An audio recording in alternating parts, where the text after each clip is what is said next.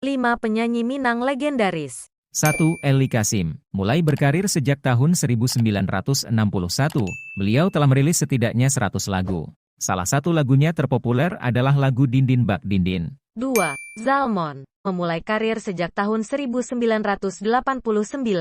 Hingga saat ini ia telah merilis setidaknya 120 lagu. Dengan debut paling terkenalnya adalah lagu Nanti Do Manahan Hati. 3. Tia Ramon.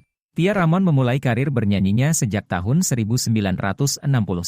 Salah satu debut terpopulernya sepanjang masa adalah lagu Bapisah Bukan Nyoba Carai. 4.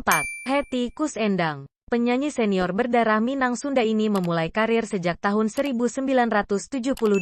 Namanya melambung setelah ia menyanyikan lagu berjudul Pulanglah Uda. 5. Nedi Gampo. Ia memulai karir sejak tahun 1993. Lagunya khas dengan gaya komedi. Salah satu debutnya adalah lagu berjudul Uya Uya Mintak Jat.